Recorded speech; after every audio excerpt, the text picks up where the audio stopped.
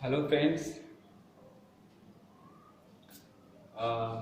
जैसा कि आप सभी लोग जानते हैं कि लॉकडाउन चल रहा है और क्लास टेंथ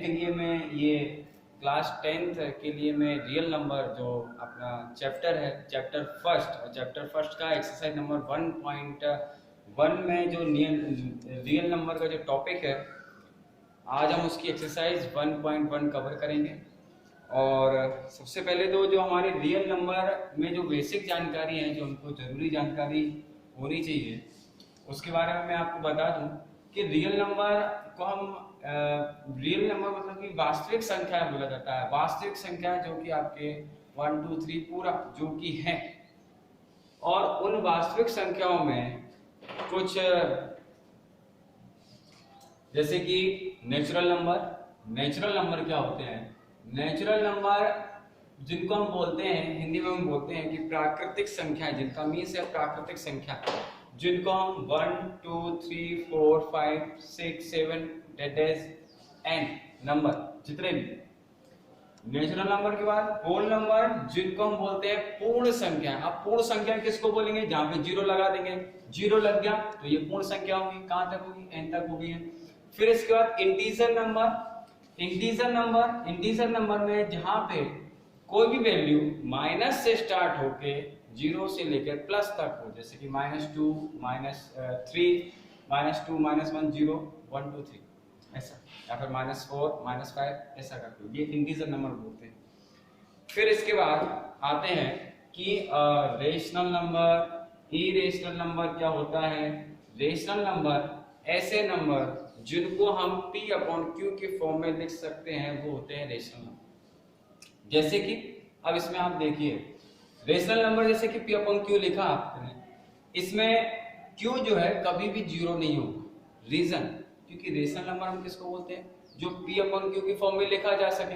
अगर Q = 0 हो गया, सपोज Q अगर जीरो हो जाता है आपका, अगर Q अगर जीरो हो गया, जैसे P की वैल्यू 2 और Q की वैल्यू 0, तो इसका मीन्स है कि इसकी जो वैल्यू आएगी, जो वैल्यू फाइंड होगी वो इन्फिनेटिव।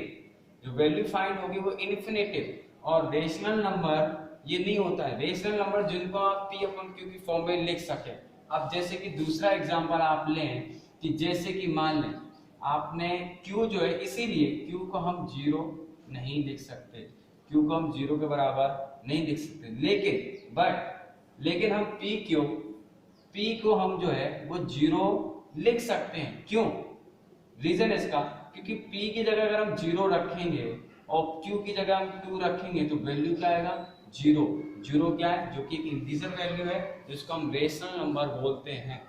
इरेशनल नंबर जिनको हम फाइंड नहीं कर सकते, जैसे कि इरेशनल नंबर में, जैसे कि पाई की वैल्यू आप जानते हैं कि 22/7, और फिर इसकी वैल्यू निकालोगे आप तो आपकी 3.14, फिर इसके बाद डेल्टा करके और भी जा सकती है। तो ये होता है इरेशनल नंबर। ठीक है, तो आपको ये बेसिक चीज आपको कवर होगी।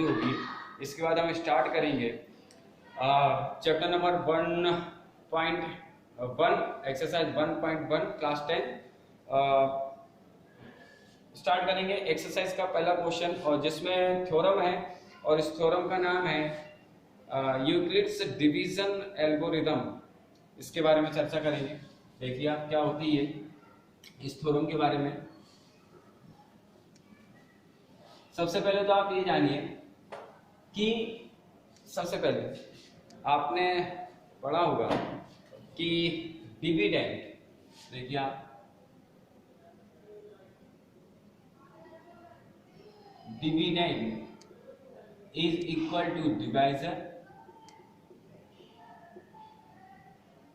इनटू क्वोटिएंट, और इसके बाद प्लस रिमाइंडर मीन्स की जो कि बचता है, शेष, जिसको बोलते हैं शेष। ये आपने पढ़ा होगा। Dividend, divisor into constant plus remainder. अच्छा, आप देख लीजिए इसको। आपको पता है कि यहाँ पर डिवीजर डिवीजर जिससे हम किसी नंबर पे भाग देते हैं, ये डिविडेंड।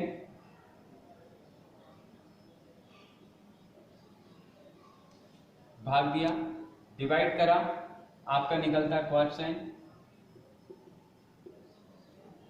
और जो भी आता है उसको हम बोलते हैं रिमाइंडर। रिमाइंडर बोलते हैं, ठीक है। अच्छा आप ये बताइए, ये ग्रेटर होगा कि ये ग्रेटर होगा? ग्रेटर क्या होगा? ये ग्रेटर होगा, ये ग्रेटर होगा। कैसा होगा? ये ग्रेटर होगा, ये स्मॉल होगा इससे, ठीक है।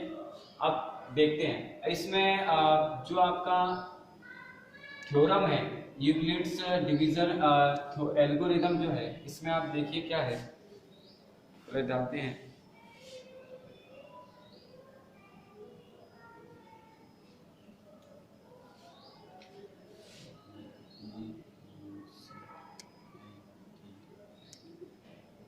डिवीजन,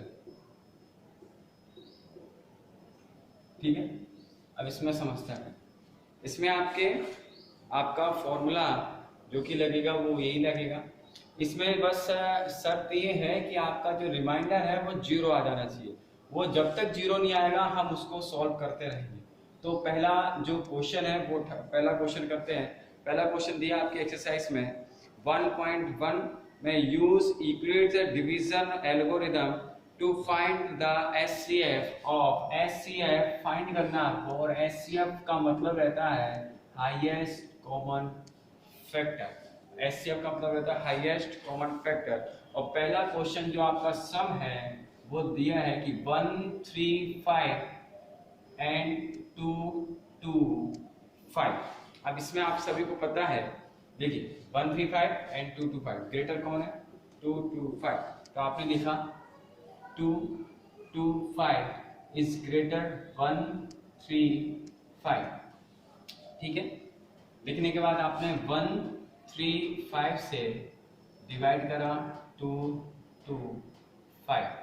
225 1 टाइम्स आएगा, 1 टाइम्स गया 135, 0 आपने 0 करा, कैरी 0 हुआ। इसके बाद ये आया कितना? 90। कितना आ गया ये आपका? 90। आपने लगाया फॉर्मूला, कौन सा लगाया आपने? कौन सा फॉर्मूला लगाया जो आपने बताया था कि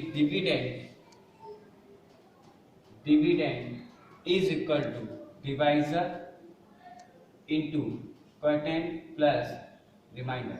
इसको हम इस फॉर्म में ऐसे भी लिख सकते हैं कि a is equal to b q plus r, ठीक है। अच्छा, डिविडेंड क्या है? 225 इज इक्वल टू डिवीजन 135, ये हमेशा छोटा रहेगा, 135 इंटू क्वोटिएंट 1, रिमाइंडर कितना आया? 90। कितना आ गया ये? 90।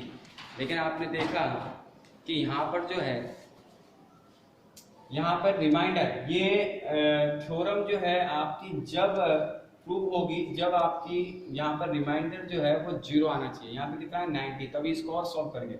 अब इसके बाद हम इसको जो है इसको हटाएंगे। इसको हटाएंगे कैसे? अब किसके बीच? अब इन दोनों के बीच लड़ाई होगी। इन दोनों के बीच क्या करेंगे? बड़ा क्या लिखेंगे? डिविडेंड क्या बन जाएगा आपका? 135, और डिवीजर क्या बन जाएगा आपका? 90 बन जाएगा, ठीक है। अब इसको मैं रफ कर रहा हूँ, इसी के बाद ही करना, इसको मैं रफ कर रहा हूँ।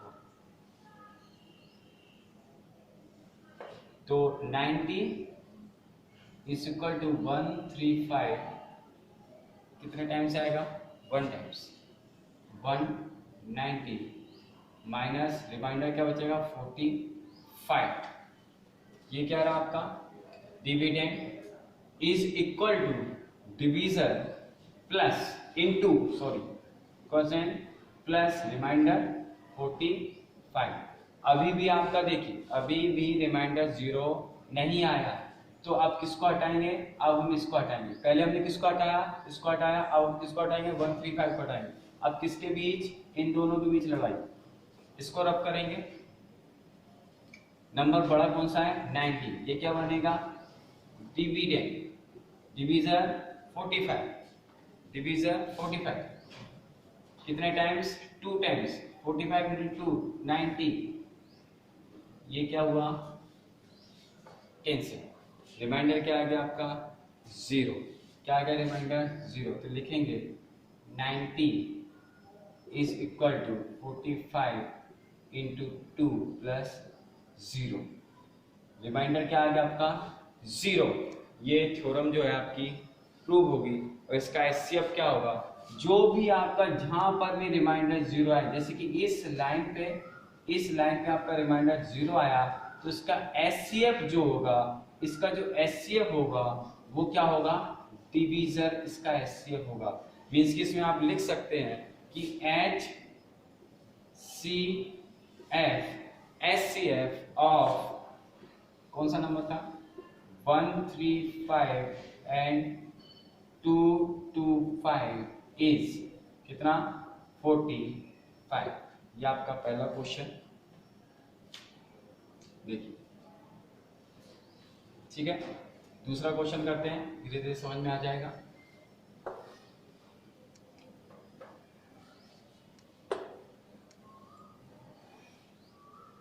दूसरा क्वेश्चन है आपका, दूसरा क्वेश्चन है 196 एंड 38220, ठीक है 196 33820। सबसे पहले आपने देखा कि 196 388 ग्रेटर कौन है, तो ये है, तो हमने लिखा कि 38220 इज ग्रेटर 196। अब 196 लिखा, ठीक है।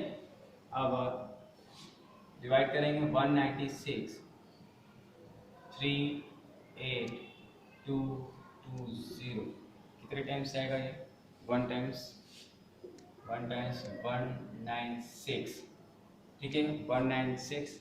इसके बाद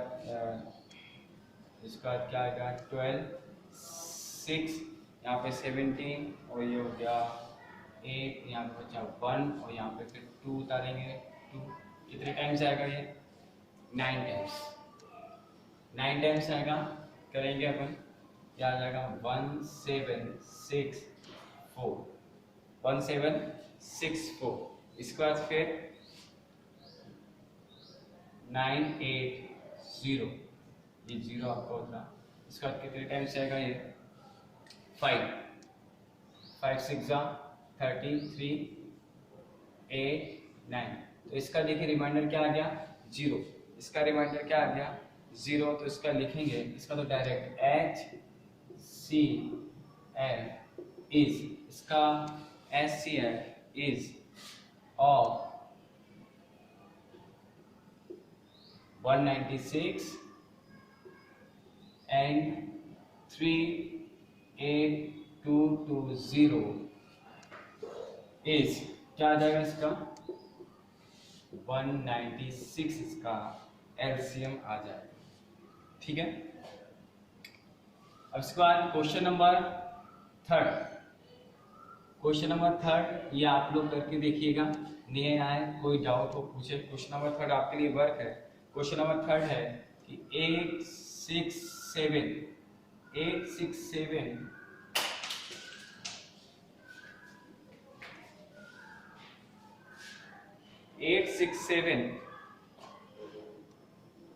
225, इसमें ग्रेटर ये है, बिल्कुल सेम मेथड है, उसी के आधार पर होगा, ठीक है।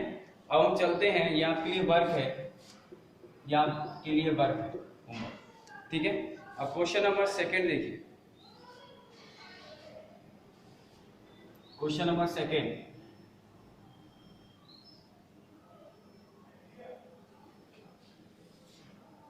क्वेश्चन नंबर सेकंड में है so that any positive odd integer is of the from 6q plus 1 or 6q plus 3 or 6q plus 5 where q is some integer number. आपको बताना है q भी पॉजिटिव और इंटीजर नंबर जो कि 6q plus 1 और 6q प्लस 3 और 6q plus 5, जिसमें q जो है वो कोई भी इंटीजर नंबर है। तो सबसे पहले ये वाला क्वेश्चन जो है IMP भी है, आया हुआ भी है। तो सबसे पहले इसमें लिखेंगे आप, ये आपका होमवर्क में रहेगा, ये आप करना। इसमें आप सबसे पहले मानेंगे कि कोई भी एक इंटीजर नंबर है। तो आप देखें कि इसमें हमने मान लिया let a be any positive और इंटीजर नंबर। इसमें क्योंकि लिखा है कि सो दैट एनी पॉजिटिव और integer is of the form, तो इसमें मान लिया लेट कोई भी एक number, let a be any odd positive number,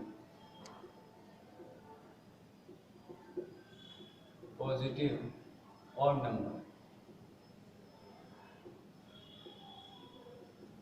number हमने ये मान लिया कि b कोई भी पॉजिटिव नंबर जो है वो b, a जो है a हमने मान लिया कि लेट a जो है वो कोई भी पॉजिटिव एक नंबर है। ठीक, इसमें लिखा है कि सबसे पहले तो हमने जो ये थ्योरम चल रही है, Euclid theorem algorithm, division algorithm theorem चल रही है, इसमें सबसे बड़ी बात हमने जो फॉर्मूला देखा था, आपको अगर ध्यान हो, dividend is equal to division, तो इसको इस फॉर्म में भी लिख सकते हैं कि a is equal to b q plus r. ठीक, रिमाइंडर, कोसाइन, डिवीजन, और ये हो गया आपका डिविडेंड। इसमें हमेशा ध्यान रखो डिवी और नंबर, ठीक है। तो इसमें हमने a को जो है कोई भी एक पॉजिटिव नंबर मान लिया। अच्छा, इस क्वेश्चन में आप देखेंगे कि so that any positive odd integer is of the form 6q plus 1, 6q plus 3 और 6q प्लस 5, और जिसमें q जो है वो कोई भी सम इंटीजर नंबर है। ठीक है, तो इसमें सम में 6 है, तो b जो है, b हमने मान लिया वो 6 मान लिया। अब b जो है हमने वो 6 मान लिया, मतलब कि आप a is equal to 6q plus r लिख सकते हैं। अब b को हमने 6 मान लिया। देखिए, अब r जो रिमाइंडर, इसकी बात कर लेते हैं। r जो क्या होता है, r मीन्स की रिमाइंडर जो है हमेशा रिमाइंडर 0 से बड़ा रहता है या फिर बराबर रहता है। रिमाइंडर आपका या फिर तो 0 से बड़ा आएगा या फिर तो उसके इक्वल आएगा, मतलब कि 0 आ सकता है। ये नहीं है कि रिमाइंडर माइनस में है, रिमाइंडर कभी माइनस में नहीं आता, क्योंकि रिमाइंडर जो बचे 0 बचेगा या फिर प्लस पॉजिटिव में बचेगा, ऐसा तो नहीं कि माइनस में बचेगा, तो 0। अच्छा, रिमाइंडर और जो ये है डिवीजर से, ये b से जो है वो क्या रहता है, ये b से जो है वो बड़ा रहता है। ठीक है, तो सबसे पहले तो हमने b को जो है वो 6 माना, तो b को जब 6 माना मतलब कि अब a is equal to b q plus r. आप समझे आप लोग, b कितना है, 6 है, b कितना है, 6 है, क्यू प्लस आर जो है वो b से कितना होगा, छोटा होगा, मतलब कि r की वैल्यू यहाँ पे 5 तक हो सकती है, 6 नहीं होगी। कितनी होगी, 5 तक हो सकती है, 6 नहीं होगी। मतलब कि r जो है, r की वैल्यू यहाँ पे 0 से लेकर 1 2 3 4 5 तक हो सकती है, लेकिन 6 से नहीं हो सकती है, क्योंकि r जो है वो हमेशा डिवीजर से या आपका डिवीजर से क्या होता है, वो छोटा होता है। तो इसीलिए अब आप लिखेंगे कि a is equal to b की जगह 6 q प्लस r की जगह 0, पहला। ठीक है, ये हो गया। दूसरा लिखेंगे r की जगह आपको एक एक वैल्यू रखनी है। पहले 0 लिखा, फिर इसके बाद 1 लिखेंगे, फिर इसके बाद 2 लिखेंगे, फिर इसके बाद 4 लिखेंगे, फिर इसके बाद 5 लिखेंगे। तो 6 क्यूब प्लस 1 और a is equal to 6 cube plus 2, a is equal to 6 cube plus 3, sorry यहाँ पर 3 लिखना भूल गया मैं, 3 और 4 और 5, ठीक है। 3 a is equal to 6 cube plus 4, यहाँ पे लिखूंगा a is equal to 6 cube plus 5। देखिए अब इसमें आपको दिया था कि so that any positive odd integer is of the from 6 cube plus 1, 6 cube plus 3, 6 cube plus 5 where q is a some integer number. तो आप देखें कि 6 क्यूब प्लस 1 आपका ये रहा, 6 क्यूब प्लस 3 आपका ये रहा और 6 क्यूब प्लस 5 आपका ये रहा। तो इसमें आपके 100 मतलब कि आ रहे हैं, इसलिए लिखेंगे आप इसी के बाद सिंस पॉजिटिव और integer r, positive integer r, integer r कौन कौन से ये लिखेंगे a is equal to 6 cube plus 1, a is equal to 6 cube plus 3, a is equal to 6 cube plus 5। ये आपका क्वेश्चन नंबर दूसरा है और बिल्कुल सेम आपको b एक a जो है वो पॉजिटिव ऑफ नंबर मानना था, b इज इक्वल टू 6 क्योंकि 6 की वैल्यू में दे रखा था। ये हम Euclid's algorithm division algorithm theorem हमने लगाया, a is equal to b q r, a is equal to b की जगह 6 क्यू प्लस r। रिमाइंडर जो है वो 0 से 0 हो सकता है या फिर उससे बड़ा हो सकता है, ठीक है, माइनस में कभी नहीं होगा। और जो रिमाइंडर है वो डिवीजर से हमेशा ग्रेटर रहेगा, नहीं सॉरी वो बड़ा रहेगा, ठीक है।